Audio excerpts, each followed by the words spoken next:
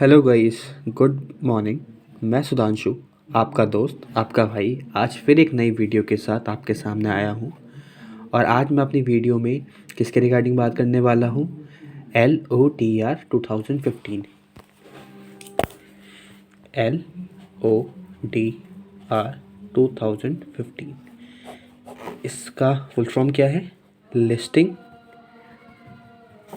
Obligations and disclosure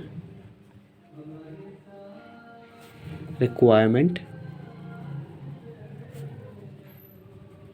2015।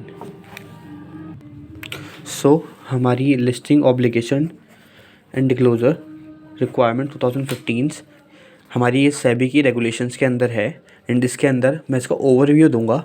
मैं खाली इसमें आपसे किसके रिगार्डिंग बात करने आया हूँ? Yearly compliance, half yearly compliance, annually compliance, event based compliance and last quarterly compliance. जैसे कि हमारा LODR listing obligation disclosure requirement 2015, जैसे कि हमने पढ़ा भी है, हमें पता भी है कि जब कोई भी कंपनी जब लिस्ट हो जाती है उसको कुछ कुछ ऑब्लिगेशंस, कुछ कुछ डिस्क्लोज़र करने की रिक्वायरमेंट होती है, जो कि सेबी ने बताया है। सेबी ने कुछ ईयरली कंप्लाइंस बताए हैं जो कि हमें ईयरली करने हैं, कुछ हाफ ईयरली बताए हैं जो हमें हाफ ईयरली करने हैं, कुछ एनुअली जो एनुअली साल के ख़त्म होने के बाद करने हैं, कुछ इवेंट बेस्ड जो इवेंट अगर हो जब करने हैं, और कुछ क्वार्टरली कंप्लायंस भी करने हैं। अब क्या क्या है, इसकी क्या लिमिट्स है, कितनी तक है, कौन कौन से रेगुलेशंस के अंदर दे रखा है, इन सब के रिगार्डिंग हम बात करेंगे। और सेम एज़ लाइक आसान है करके उसको हम पढ़ेंगे, समझेंगे, उसे लर्न भी करेंगे। काफ़ी सारे निमोनिक बताऊंगा एंड काफ़ी अच्छे से उसे याद करेंगे, जिससे आपके पेपर में बहुत ईजिली आपको समझ में आएगा। Let's start it. मैं स्टार्ट करने से पहले आपको इतना बता दूं, इसमें टोटल रेगुलेशन 103 के आसपास है, रेगुलेशन 1 to 103। उसके अंदर कुछ कुछ जगह मैंने टॉप 5 या 6 पिक किए हैं, जो कि आप अपने एग्ज़ाम में लिख सकते हैं as per yearly compliance, half yearly compliance या क्वार्टरली कंप्लाइंस, उस हिसाब से। ठीक है, तो हमें अब स्टार्ट करते हैं। सबसे पहले हम उठाते हैं ईयरली कंप्लाइंस। ठीक है, ईयरली कंप्लाइंस और एनुअली कंप्लाइंस वैसे एक हो गया, तो हम ईयरली कंप्लाइंस को हम वन टाइम कंप्लाइंस भी लिख सकते हैं कि हमें जब स्टार्टिंग में एक बार ये कंप्लाइंस करना है। ठीक है, ईयरली को काट देते हैं, वन टाइम कंप्लाइंस कर देते हैं, और बाकी हमारा एनुअली कंप्लाइंस और ईयरली कंप्लाइंस एक ही हो जाता है। तो सबसे पहले हम उठाएंगे अपना वन टाइम कंप्लाइंस। ठीक है, वन टाइम कंप्लाइंस कौन कौन से होते हैं हमारे? वन टाइम कंप्लाइंस, तो वन टाइम कंप्लाइंस का निमोनिक मैंने बनाया है PCS।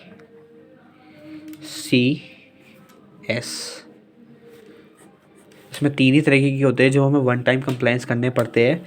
PCS, P से प्रिजर्वेशन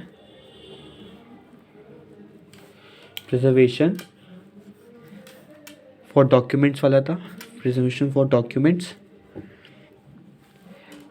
C से कंप्लायंस ऑफिसर, जो हम अपॉइंट करते हैं उसके रिगार्डिंग। S से शेयर ट्रांसफ़र एजेंट को हम अपॉइंट करते हैं उसके रिगार्डिंग। एंड इसके साथ साथ रेगुलेशंस किस किस रेगुलेशन में बिलोंग करता है? रेगुलेशन नंबर 9 बात करता है preservation for documents, regulation number 6 बात करता है कंप्लायंस ऑफिसर, और रेगुलेशन नंबर 7 बात करता है शेयर ट्रांसफ़र एंड एजेंट। ठीक है, इसको हम याद कैसे करेंगे? आप देखो, 9 का उल्टा P, ठीक है, 7 S से 7 होता है, ठीक है, 6 S से C बनता है, 6 भी ऐसे ही बनता है। तो ये स्टार्टिंग के 3 इसके इनिशियल्स उठा लिए, इसके 3 उठा लिए, उस हिसाब से हम इसे याद करेंगे। वन टाइम कंप्लाइंस क्या होता है? PCS, पी से प्रिजर्वेशन फॉर डॉक्यूमेंट, जो रेगुलेशन नंबर 9 के अंदर बताता है, उसका हमें डिस्क्लोजर देना पड़ता है। Regulation number 6 compliance officer, regulation number 7 share transfer and agent. ये हमारा क्या? One time compliances. अब हम देंगे half yearly compliances. Half yearly compliances में 2 ही है, एक एस और एक आर। एस आर तो आपने बहुत बार सुना होगा, स्पेशल रेजोल्यूशन वगैरह एस आर लेते हैं, एस आर अप्रूव कराते हैं। तो वैसे हमने एस आर को लिया है। S is for statement of assets and liabilities और कैश फ्लो। और आर का हमारा RPT, रिलेटेड पार्टी ट्रांजेक्शन्स। ठीक है, ये हमारा कितना होता है? 30 डेज़ का होता है। ये 30 डेज़ में हमें डिस्क्लोजर देना पड़ता है। और साथ साथ इसके रेगुलेशन नंबर 23 हमारा RPT के रिगार्डिंग है, और रेगुलेशन नंबर 33 हमारा statement of assets and liability और कैश फ्लो के रिगार्डिंग है। आपको इतना याद करना है, RPT का क्या है? 23, RPT का 23 plus 10 statement of assets and liability और कैश फ्लो। इतना बड़ा है ना, statement of assets and liability और कैश फ्लो, मतलब 23 से बड़ा है। 23 से बड़ा कितना? 10 प्लस करेंगे 33, और 23 ये कितने का होता है? 30 डेज़ का। इसको हम बार बार रिकॉल करेंगे, इससे आपको याद हो जाएगा। ये 2 ही है तो ये ईजिली हो जाएगा। ठीक है, अब हम अपना नेक्स्ट देखते हैं। नेक्स्ट हमारा बात करेगा किसके regarding? Yearly compliance. Yearly compliances हमारे क्या क्या है वो देखेंगे। ईयरली कंप्लाइंस के लिए मैंने निमोनिक बनाया है CAF। ठीक है, इसको याद करने का भी तरीका बहुत इजी है। इसके अंदर डेज भी है, हमारे रेगुलेशंस भी है, इसके नेम भी है। कैसे इसको याद करेंगे? 3 चीज़ों को याद करना है, बहुत ईजिली आपको याद हो जाएगा। जैसे C सबसे बड़ा क्या होता है? 1 2 से 3 नंबर दे देते हैं। C को दे देते हैं 3, इसको दे देते हैं 2, इसको दे देते हैं 1। ठीक है, कहने का मतलब क्या है? C कितनी बार है? 3 बार। 2 बार क्या है? A। 1 बार क्या है? F। ठीक है, 3C 2A F। 3C में क्या है? पहला कंप्लाइंस सर्टिफिकेट,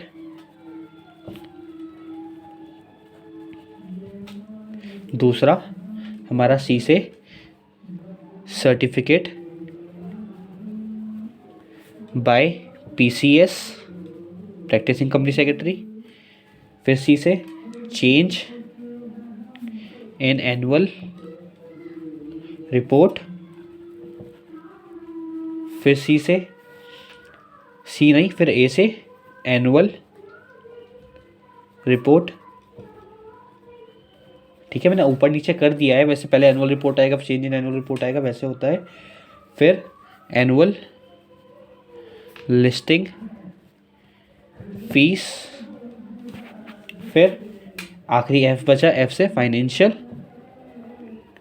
रिजल्ट। ठीक है, अभी पहले हम इसके नेम याद कर लेते हैं। 3C 2A 1 F। 3C बात करता है, पहला C हमारा कंप्लाइंस सर्टिफिकेट, दूसरा C सर्टिफिकेट ऑफ PCS, जैसे कंप्लाइंस सर्टिफिकेट ऑफ PCS तो सेम हो गया। फिर बाकी के 2 सेम थे, ये 2 सेम हो गया। अब ये दोनों same, change in annual report और एनुअल रिपोर्ट।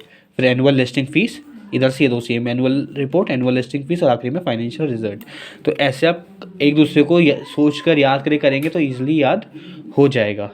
ठीक है, अब आप देखिए इसमें डेज जो है वो 3 के रिगार्डिंग दी हुई है। सबसे पहला कंप्लाइंस सर्टिफिकेट 30 डेज। ठीक है, फिर उसके बाद इन्होंने दिया हुआ है किसके रिगार्डिंग? एनुअल लिस्टिंग फीस कितना? 30 डेज। ठीक है, एनुअल लिस्टिंग फीस हमारी कितने दिन में हमें दिखानी पड़ती है? 30 डेज़ के अंदर। और फाइनेंशियल रिजल्ट ईयरली हमें कब तक? 60 डेज़ के अंदर। इसको कैसे याद करेंगे? इसमें से एक C ले लिया, इसमें से एक A ले लिया, इसमें से एक F ले लिया। एक C का 30 किसके अंदर आता है वो आपको याद करना पड़ेगा, कंप्लाइंस सर्टिफिकेट। इसमें 2A में से एक एनुअल लिस्टिंग फीस है, उसमें भी कितना आता है 30 डेज़, ठीक है। और 30 + 30 60 डेज़, आखिरी में एक बचा फाइनल का। तो उसके डेज ऐसे याद करेंगे 30 30 60, 30 30 60, 30 30 60। अब बात आती है इसकी रेगुलेशंस की। रेगुलेशंस कैसे पता करें, कौन सा रेगुलेशन नंबर किस में है किस में नहीं है। हम अभी पीछे देख के आए थे कंप्लाइंस सर्टिफिकेट, तुम्हारा रेगुलेशन नंबर किसके बारे में रिगार्डिंग बात करेगा, 7, ठीक है, रेगुलेशन नंबर 7। रेगुलेशन नंबर 14 हमारा बात करेगा, मैं आपको नंबर वाइज लेके चलता हूँ। रेगुलेशन नंबर 14 बात करेगा हमारा इसके रिगार्डिंग, ठीक है। और हमारा रेगुलेशन 14 हो गया। फाइनेंशियल रिजल्ट बात करेगा रेगुलेशन नंबर 33, ठीक है। हमारा चेंज इन, पहले एनुअल रिपोर्ट की बात करते हैं 34, ये रेगुलेशन नंबर 34 1P इसके रिगार्डिंग। और certificate of PCS regulation number 40। ये क्या लिख दिया इतना सारा, बच्चे भी कंफ्यूज हो गए कि कहाँ क्या है क्या नहीं है। इसको मैं आपको एक बार दोबारा से समझा देता हूँ। CAF, C कितना है हमारा 3, A कितना है 2, F कितना है 1। एक C हमारा किसका होता है, कंप्लाइंस सर्टिफिकेट लिख लेते हैं, ये PCS वाला लिख लेते हैं, और ये इसे हम क्या लिख देते हैं, चेंज एनुअल रिपोर्ट के अंदर। ये एनुअल रिपोर्ट, ये हमारा एनुअल लिस्टिंग फ़ीस, ये कोई निमोनिक नहीं दे रहा, मैं बस लिख रहा हूँ शॉर्ट फॉर्म में। और ये हमारा फाइनेंशियल रिजल्ट। हमने क्या देखा था, एक compliance certificate, annual listing fees और फाइनेंशियल रिजल्ट के लिए डेज दे रखा था, कितने दिन में डिस्क्लोजर देना है। ये 30, ये 30, ये 60। आशा करता हूँ आपको ये चीज़ तो समझ में आ रही होगी अब तक जितना मैंने ये बताया। अब मैं इसके रिगार्डिंग अब आपको आगे रेगुलेशन नंबर बताऊँगा कि वो कैसे याद करें। जैसे मान के चलो हमें पता है कंप्लाइंस सर्टिफिकेट क्या था, रेगुलेशन नंबर 7 हम पीछे भी देख के आए थे, ठीक है। वही डेज के आगे 7 2 जा 14, ठीक है, आया रेगुलेशन नंबर 14। और 60 का क्या है, रेगुलेशन नंबर 33। ये हमें याद होना बहुत ज़रूरी है। फाइनेंशियल रिजल्ट का क्या है 33, ठीक है। अगर ये याद है उसके बाद हमें देखना है 34 भी है, किसी दो का 34 है, किसी दो का 34 है, मतलब इन दोनों का चेंज इन एनुअल रिपोर्ट और एनुअल रिपोर्ट का एक का 34 है, तो एक का 34 1B है। लास्ट बचा PCS, तो सबसे बड़ा क्या है 40 डेज इसके है। एक बार मैं आपको साफ साफ दोबारा से लिख देता हूँ सब कुछ। रेगुलेशन नंबर 7 ऐसे ही लिखिएगा, आपको याद भी हो जाएगा। रेगुलेशन नंबर 14 और रेगुलेशन नंबर 33, पहले 3 उसी को ही ले लेते हैं, ठीक है। रेगुलेशन नंबर 7 हमारा बात करता है कंप्लाइंस सर्टिफिकेट, ठीक है, वो 30 डेज़ के अंदर देना होता है। रेगुलेशन 14 हमारा बात करता है एनुअल लिस्टिंग फीस 30 डेज़, और ये हमारा बात करता है किसका, फाइनेंशियल रिजल्ट की 30 60 डेज़। इतना अगर आपका बन गया उसके बाद तो बहुत ईजी हो जाता है। क्यों, हमने वो क्या बनाया था CAF, ठीक है। 3 2 1 एक हो गया, एक C और एक C और एक A और F तो हमें चाहिए ही नहीं, 3C 2A F। अब हमने देखा था 33, यहाँ पे हमें याद हो गया, तो उसके बाद 2 34 थे, 2 34 मतलब एक इसको ले लेते हैं रेगुलेशन नंबर 34, एक इसको ले लेते हैं रेगुलेशन नंबर 34। ये था हमारा एनुअल, क्या था, सॉरी क्या था, एनुअल रिपोर्ट, ठीक है। और ये चेंज इन एनुअल रिपोर्ट। बस इसमें जो छोटा सा आपको क्या याद रखना, 34 1B के अंदर दे रखा है, ये 34 के अंदर दे रखा है। एक बचा सबसे बड़ा क्या था हमारा, रेगुलेशन नंबर 40, वो हमारा किसकी बात करता था, सर्टिफिकेट बाय PCS। हो गया याद, चलो अब नेक्स्ट लेते हैं। नेक्स्ट हमारा बात करता है किसके रिगार्डिंग, ले क्वार्टरली ले लेते हैं। चलो पहले क्वार्टरली कंप्लाइंसेस। क्वार्टरली पता है ना, क्वार्टरली का मतलब वो नहीं क्वार्टर, गलत मत जाना। हाँ, तो क्वार्टरली कंप्लाइंस, इसका निमोनिक क्या है, I am क्यूसुफ, क्यूसुफ नाम का एक लड़का मान लो, वो कहता है I am, what is your name, I am क्यूसुफ, what is your name, I am क्यूसुफ। यही हमारा न्यूमोनिक है। इसको हम देखते हैं कैसे। I represent for investor complaint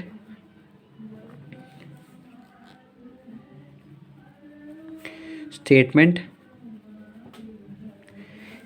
हमारा ए किसके रिगार्डिंग बात करता है, एडवर्टीजमेंट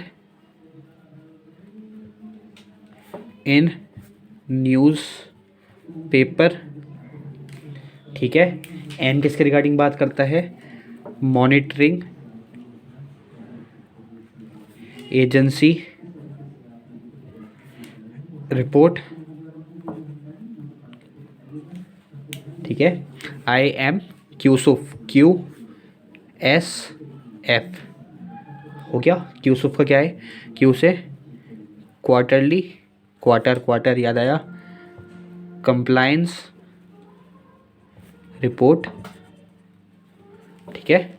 एस हमारा बात करता है किसके रिगार्डिंग, शेयर होल्डिंग पैटर्न, और एफ तो हमने पीछे भी पढ़ा था किसके रिगार्डिंग, फाइनेंशियल रिजल्ट।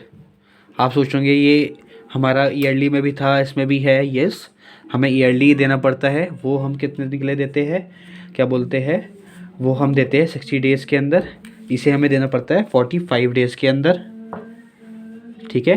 ये हमारा 45 डेज़ के अंदर जाता है। साथ साथ 45 डेज़ के अंदर मॉनिटरिंग एजेंसी का रिपोर्ट भी जाती है, ठीक है। और साथ साथ हमारा क्या, एडवर्टीजमेंट तो हमारा जाता है 48 आवर्स आफ्टर बोर्ड मीटिंग, ठीक है। और बाकी हमारा जो बचा ये 21 डेज़, क्वार्टरली कंप्लाइंस रिपोर्ट भी हमारी 21 डेज़, और ये भी हमारी 21 डेज़। क्या हो गया भैया, ये ऊपर नीचे क्यों हो गए सारे फिर से नंबर, समझ ही नहीं आ रहा। कोई नहीं, मैं हूँ तो समझाऊंगा आपको, थोड़ा रुको। बाकी हम इसका एक बार ये लिख लेते हैं। रेगुलेशन नंबर 13 हमारी बात करता है इसकी इन्वेस्टर कंप्लेंट स्टेटमेंट की। हमारा रेगुलेशन नंबर 33 बात करता है किसकी, फाइनेंशियल रिजल्ट की। हमने ऊपर भी देखा था रेगुलेशन नंबर 33, ठीक है। हमारा रेगुलेशन नंबर 33 हो गया। रेगुलेशन नंबर 47 बात करता है हमारी इसकी, ठीक है। रेगुलेशन नंबर 47 हमारी बात करता है इसकी। रेगुलेशन नंबर 31 ये बताता है। रेगुलेशन नंबर 32 हमारा बताता है किसके रिगार्डिंग, मॉनिटरिंग एजेंसी के रिगार्डिंग। रेगुलेशन नंबर 32 भी हो गया, रेगुलेशन नंबर 31 भी हो गया। रेगुलेशन नंबर 27 हमारा बात करता है क्वार्टरली कंप्लाइंस रिपोर्ट की। अब ये सारा जो कुछ है ये कैसे आया, क्यों आया, मैं आपको अच्छे से समझाता हूँ, ठीक है। इसको याद करने के लिए हमें एक और चीज़ याद करनी पड़ेगी। क्या, पहले हम आई क्यूसुफ याद रखते हैं, बस एम को छोड़ देते हैं, एम को छोड़ देते हैं। मैं आपको डेज याद करा रहा हूँ। वो डेज याद करने का शॉर्ट तरीका यही है कि हम पहले आई लिखेंगे, क्यूसुफ लिखेंगे, एम को भूल जाएंगे। आई के अंदर डेज कितने थे, 21, ठीक है। क्वार्टरली के अंदर डेज कितने थे, 21। इसके अंदर डेज कितने थे, 21, ठीक है। 21 डेज, 21 डेज, 21 डेज। और एफ़ के अंदर कितने थे, 45। इसमें ये याद रखिएगा, इसमें 45 है, ईयरली वाले में 60 डेज है, 30 30 60। मैं आपको अभी आखिरी में दोबारा से दिखाऊंगा दोनों को साथ में जब। तो इतना हमने याद किया, आई का 21, क्यू का 21, एस का 21, एफ का 45। इतना आपको क्लियर हुआ। इसके हम एक बार रेगुलेशन भी याद करेंगे इसी तरह से। आई का इसकी स्टार्टिंग होती है 13 से। रेगुलेशन नंबर 13 बात करता है इसकी 13 टू 26, लेकिन हम इसको एक ज़्यादा लेंगे 27। एस का रेगुलेशन नंबर 31, और एफ़ का तो हमें पता है रेगुलेशन नंबर 33 है, ठीक है। इसमें हमें एक और चीज़ याद रखनी है, इसमें सबसे हाईएस्ट नंबर क्या है रेगुलेशन का, रेगुलेशन नंबर 47 हाईएस्ट है, ठीक है। अब एम बच गया, ए और एम हमें इतना पता है, एम और एफ एक जैसा ही है, इसके भी 45 डेज़ होते हैं। और एडवर्टीजमेंट तो अलग ही है सबसे, 48 आवर्स आफ्टर बोर्ड मीटिंग, ठीक है। ये दोनों पॉइंट हमें याद करना है, 48 45 इस तरह से। अब इसमें खास बात हमारी क्या है, जैसे हमारा 31 है, 33 है, एक बच गया 32 क्या है हमारी मॉनिटरिंग एजेंसी। और सबसे हाईएस्ट नंबर क्या है, रेगुलेशन नंबर 47। तो हिसाब से हम याद करते हैं क्या, I is for investor complaint statement, हम इसमें लेते हैं रेगुलेशन नंबर 13, ठीक है। और ये हमारी बात करता है कौन से कितने डेज़ की, 21 डेज़ की। हम अभी ए और एम को भूल जाते हैं, हमें पता ही नहीं ए और एम है, हम याद रखते हैं क्यू सफ, एस एफ, क्यू सफ। क्यू हमारा 13×2 = 26, इसे हम एक ज़्यादा ले लेंगे 27, रेगुलेशन नंबर 31, ये हमें याद रखना है। रेगुलेशन नंबर 33 ये तो हमें पता ही है। क्यू से क्या होता है, क्वार्टरली कंप्लाइंस रिपोर्ट, डेज कितना है, 21 डेज, ठीक है। S share holding pattern, days कितना है, 21 डेज। आखिरी बचा एफ, फाइनेंशियल रिजल्ट, अरे डेज क्या है, 45, ठीक है। अब हमारा 2 बच गया, सबसे हाईएस्ट इसमें क्या था, 47, जो कि हमारी बात करता था एडवर्टीजमेंट की। और ये क्या, 31, 33, 32 कहाँ है, ये रहा 32, रेगुलेशन नंबर 32, ठीक है। अब ऐसे एडवर्टीजमेंट इन न्यूज़पेपर कब देंगे, 48 आवर्स आफ्टर बोर्ड मीटिंग। और मॉनिटरिंग एजेंसी, एम से मॉनिटरिंग एजेंसी रिपोर्ट कब देंगे, तो 40 की लाइन में था ना, 45 डेज। हमारा ये भी फिनिश। सो दोस्तों, अब तक हमने क्या क्या फिनिश कर लिया, एक बार सबको कंपाइल करते हैं यहाँ पे, ठीक है। कैसे करेंगे इतना सब कुछ एक पेज पे, यस। देखो अब हम कैसे करते हैं, ठीक है। एक टाइमलाइन बना लेते हैं, चलो। आपने कहा तो ये हो गया हमारा 1 टाइम कंप्लायंस, ये हमने एक लाइन खींची,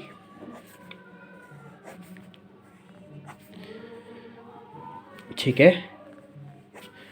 थोड़ा गुछड़ मुछड़ हो जाएगा तो साथ साथ रहना, साथ साथ बनाते चलना, जिससे आपको समझ में आ जाए। एक टाइमलाइन हो गई, ये हो गया हमारा हाफ, ठीक है। अब हम देखेंगे क्वार्टर, क्वार्टर बनाएंगे कैसे, जनवरी फरवरी मार्च, जनवरी फरवरी मार्च, अप्रैल मई जून, जुलाई अगस्त सितंबर, और अक्टूबर नवंबर दिसंबर। हमारे यहाँ पे क्या हो गया, ईयर एंड हो गया। अब आप तो कह रहे थे इतना बड़ा है, मिडल ये है, नहीं, मिडल हमारा ये है, ठीक है। और ये हमारे आफ्टर 60 डेज़ के लिए मैंने वो एक्स्ट्रा बनाया है, वो हम अभी बाद में आपको उसका यूज़ बताऊंगा। पहले हम अपना इतने से में वर्क करते हैं। क्वार्टरली 3 मंथ्स का होता है, कितने क्वार्टर होते हैं, 4, 1 2 3 4। हमारा फुल ईयर यहाँ से यहाँ तक का है, ठीक है। पहला हमारा बात करेंगे 1 टाइम कंप्लाइंस, जो हमने अभी पढ़ा था, कंप्लाइंस को सी लिख दिया। इसका निमोनिक क्या था, कोई मुझे बताएगा फटाफट, PCS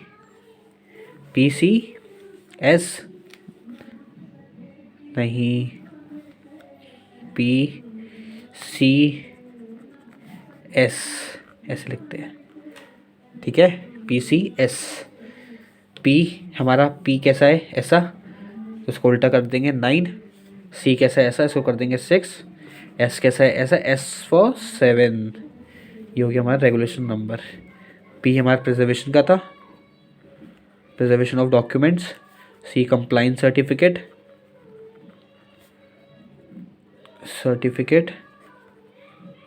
S हमारा शेयर होल्डिंग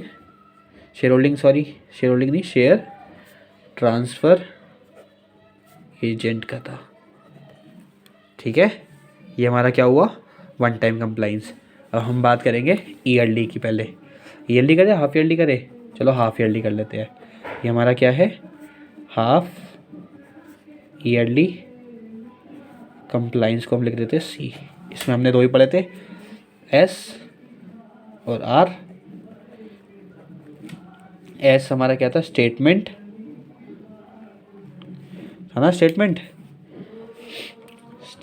क्या था, statement of assets and liabilities और कैश फ्लो, और ये था हमारा RPT, ये था हमारा रेगुलेशन नंबर 33, RPT 33, 33 नहीं 23, और इसका डबल रेगुलेशन नंबर 33। ठीक है, हमारा वन टाइम हो गया, हाफ ईयरली हो गया। हम बात करते हैं पहले ईयरली की। ईयरली को हम यहाँ ले लेते हैं, ईयरली। ठीक है, ईयरली का क्या था निमोनिक, कुछ याद नहीं आ रहा, अभी पता चल जाएगा। CAF आ गया याद आ गया। 3, 2, 1। C 3 थे, 2 2 था, 1 F था। पहले इनके डेज याद कर लेते हैं। तो यहाँ पे था कंप्लायंस सर्टिफिकेट, सही है, सर्टिफिकेट बाय PCS, सही है। इसमें क्या था हमारा, कोई बताएगा? चेंज इन एनुअल रिपोर्ट, यहीं एनुअल रिपोर्ट यहाँ आ गया। ये एनुअल लिस्टिंग फीस वाला था, और ये हमारा फाइनेंशियल रिजल्ट तो था ही, इसमें इसे उठा लिया था। ठीक है, ये हमारा था 30, इसका लिस्टिंग फीस उठा लिया था, ये था 30, इसका ये उठा लिया था, ये था हमारा 60। ये सब क्या है? हमारे डेज। ठीक है, अब इसका वैसे ही हमने क्या उठाए थे, इसके रेगुलेशन नंबर कैसे उठाए थे? जो इसके डेज थे उसकी ही हमने पहले रेगुलेशन उठा लिया, रेगुलेशन नंबर 7 इसकी बात करता था, रेगुलेशन नंबर 14 इसकी बात करता था, और 33 तो हमें याद ही है। ठीक है, 33 हमें याद आ गया। अब बचे हमारे दो, सबसे बड़ा कौन सा था, कोई मुझे बताएगा? इसमें PCS वाले का था 40, और ये हमारे दोनों 34 रेगुलेशन नंबर। ये थोड़ा कुचल मुचल हो गया, लेकिन आप अगर मेरे साथ साथ चले होंगे तो आपको समझ आया होगा, वरना आप थोड़ा सा रिवाइंड कीजिएगा, आपको अच्छे समझ में आएगा। अब बचा हमारा एक क्या, क्वार्टरली। इसको यहाँ से ले लिया, क्वार्टर यहाँ से आया, यहाँ से आया, यहाँ से आया, यहाँ से आया। ठीक है, 1 2 3 4 यहाँ से नहीं आएगा, सॉरी, स्टार्टिंग का वन टाइम तो हो गया। First quarter, second quarter, third quarter, fourth quarter. ठीक है, इसका क्या था? इसका तो बड़ा सा था, IMQ SUF। मैंने बोलता M को भूल जाओ। I इन्वेस्टर वाला था 7 था इसका, नहीं 13 था इसका। इसके स्टार्टिंग के आपको याद रखना बहुत ज़रूरी है, जिससे बात की याद आए। 13 2 26, लेकिन हम लेंगे इसमें 27। ठीक है, फिर रेगुलेशन नंबर 31, और ये 33 तो हमारा है ही। वैसे इसको हम डेज दे देंगे, 21 डेज, 21 डेज, 21 डेज, और ये 45 डेज। ठीक है, अब इसमें देखो मैंने फाइनेंशियल वाले को 45 दिया है, यहाँ पे नीचे फाइनेंशियल वाले को 60 दिया है। मतलब ईयरली के बाद ये 60 डेज़ जो मैंने लिखा था, यहाँ पे 60 डेज़ के बाद देना पड़ता है, क्वार्टरली में 45 डेज़ के बाद देना पड़ता है। ठीक है, आपको समझ आया होगा ये चीज़। तो अब बात करते हैं ए की। ए हमारे एडवर्टीजमेंट के रिगार्डिंग था, जो सबसे बड़ा था, रेगुलेशन नंबर 47, जो कि हमें 48 आवर्स के अंदर देना पड़ेगा आफ्टर बोर्ड मीटिंग, और ये हमारा 45 डेज़ के अंदर देना पड़ेगा। तो हमारा सेम था उस जैसे ही। और इसका क्या था? 31, 33, 32 कहाँ है? ये रहा रेगुलेशन नंबर 32। तो हमारा ये एक बार को कंप्लीट हो गया है। ठीक है, फुल चार्ट फॉर्म में। बाकी मैं आपको पीछे वो फिर से दिखा देता हूँ, आपको रीड करवा देता हूँ, जिससे आपको अच्छे से समझ में आ जाएगा।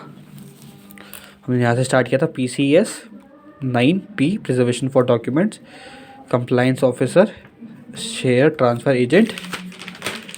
ठीक है, S और R 33 23, ये 30 डेज़ का है। ठीक है, yearly compliance, CAF compliance certificate, regulation number 7 30 days, 40 certificate by PCS, change in annual report कुछ नहीं है यहाँ पे, 30 30 60 ये याद रखना। Annual listing fees, financial result एक बार आप नोट भी करते रहिएगा, ये मैंने आपको पीछे दोबारा से समझाया है। ठीक है, फिर वापस से मैंने आपको लिख के दिखाया था, वही सेम है। Quarterly compliance, IMQ SUF, M को अभी भूल जाओ, पहले IQSF, I investor, Q quarterly, S is for share holding pattern, F is for financial result, AM advertisement in newspaper, monetary agency report. Days कैसे? 21 21 21, 45, फिर 45, 48 hours after board meeting, 48 hours after board meeting का क्या था? 47, 31 32, 32 का है, 32 ये रहा, 13 2 26, इसका +1 27, ऐसे हम इसे याद कर लेंगे। और बाकी फिर हमने इसे दोबारा से अच्छे से एक्सप्लेन किया था, हमने एक चार्ट फॉर्म में देख लिया। तब हम बात करेंगे इवेंट बेस्ड कंप्लाइंस। हाँ तो गाइस, इवेंट बेस्ड कंप्लाइंस में होते बहुत सारे हैं इवेंट्स, उसके बेसिस पे हम कंप्लाइंस करते हैं। कुछ 11 डेज़ के अंदर, कुछ 2 डेज़ के अंदर, कुछ 24 आवर्स के अंदर भी करने पड़ते हैं। तो वो मैं आपको सारे नहीं बताऊंगा, मैंने कुछ 6 पिक किए हैं जो कि आपके लिए ईजी है और आपको ईजिली समझ में आ जाएंगे। जैसे रेगुलेशन नंबर 7 हम पहले से ही पढ़ते आ रहे हैं, वो रेगुलेशन नंबर 28 लिया है मैंने, 29 लिए है, रेगुलेशन नंबर 29, रेगुलेशन नंबर 29। मैं बार बार 29 क्यों लिखा जा रहा हूँ, गाड़ी रुक गई क्या? नहीं, 29 में बहुत सारे हैं, इसके अंदर सब पार्ट है। वो सब पार्ट आप अगर याद नहीं है तो आप रेगुलेशन नंबर 29 लिख सकते हो, रेगुलेशन नंबर 30। ठीक है, रेगुलेशन नंबर 7 हमारा बात करता है क्या, वही शेयर ट्रांसफ़र एजेंट, अभी हम पीछे पढ़ के आए हैं। 28 बात करता है इन प्रिंसिपल अप्रूवल की। 29 बात करता है इंटीमेशन, प्रायर इंटीमेशन दे देते हैं इन बोर्ड मीटिंग। इतना याद रखिएगा, प्रायर है, prior intimation in board meeting. कब? एक तो 2 डेज़ पहले, same prior intimation in board meeting. 5 days पहले prior intimation in board meeting. 11 days पहले। ये चीज़ आपको याद होनी बहुत ज़रूरी है, ये चीज़ आप अपनी बुक से याद कीजिएगा कि प्रायर इंटीमेशन कहाँ कहाँ किस किस का होता है। 2 डेज़ वाला, 5 डेज़ वाला, 11 डेज़ वाला आपको अच्छे से समझ में आएगा। ठीक है, 11 डेज़ वाला सॉरी प्रायर इंटीमेशन नहीं था, वो ऑल्ट्रेशन के रिगार्डिंग बात करता था, कोई भी ऑल्ट्रेशन हुआ उसके रिगार्डिंग। ठीक है, ऑल्ट्रेशन मतलब चेंजेस के बारे में। हमारा रेगुलेशन नंबर 30 बात करता है डिस्क्लोज़र, कुछ चीज़ों का डिस्क्लोज़र करना पड़ेगा ऑफ इवेंट। ये भी आप अपना बुक से रीड कीजिएगा, लेकिन मैंने आपको बस याद करने के लिए लिख के दिया है। ये 24 आवर्स के अंदर बताना पड़ेगा फ्रॉम द अकरेंस। जब वो अकर होगी उसके बाद से 24 आवर्स के अंदर इसका डिस्क्लोज़र देना पड़ेगा। ठीक है, तो इसका तो और आसान हो गया। 27, 28, 29 डी, इसका हमने क्या बनाया है, एस आई आई आई आई। भैया आप आई क्यों कर रहे हो, कोई आया नहीं आया, सॉरी, SII बहुत गंदा योग हो गया वो, सिड। ठीक है, S 4 डंडे फिर D, ऐसा भी कर सकते हो। S तो हमें पहले से पता है 7, I 28, फिर बाद के 3 I 29 और ये बचा 30। इसके रेगुलेशन नंबर याद करना बहुत आसान है। इसमें सबसे छोटा क्या है, 2 डेज़, 5 डेज़, 11 डेज़ और इसका 24 आवर्स आफ्टर अकरेंस। आशा करता हूँ आपको अच्छे से समझ में आया होगा। इवेंट बेस्ड कंप्लाइंस मैंने से बहुत शॉर्ट रखा है, बहुत लॉन्ग वे में है। 2 डेज़ के अंदर, 5 डेज़ के अंदर, 11 डेज़ के अंदर, वो आपको खुद ही याद करना पड़ेगा, क्योंकि एग्जाम में पूछ लेते हैं कि 2 डेज़ वाला बता दो, 5 डेज़ वाला प्रायर इंटीमेशन कौन सा होता है वो बता दो, 11 डेज़ वाला बता दो। तो वो चीज़ आपको याद करनी ही पड़ेगी, उसका कोई निमोनिक नहीं बन सकता। बाकी आपका ये स्टार्टिंग का मैं याद करने का कुछ निमोनिक बना सकता था जो मैंने बनाया। आशा करता हूँ आप लोगों को पसंद आया होगा, और ऐसी ही मेरी वीडियो को लाइक कीजिए, सब्सक्राइब कीजिए और बेल आइकन को प्रेस कीजिए, जिससे कि आपको नई नई वीडियोस मिले। और अच्छे फीडबैक भेजिए, आपके फीडबैक बहुत ज़रूरी है। और ऐसे ही हम खाली लॉ के रिगार्डिंग नहीं, economics, business studies, class 11, 12 and even 10th, 9th, 8th standard के भी कुछ टॉपिक लाएंगे, उसके रिगार्डिंग में वीडियोस बनाएंगे। मैं एज अ टीचर मैं भी आऊँगा, मेरे साथ मेरे मेट्स हैं कुछ, वो भी आएंगे। तो let's do it and rock it.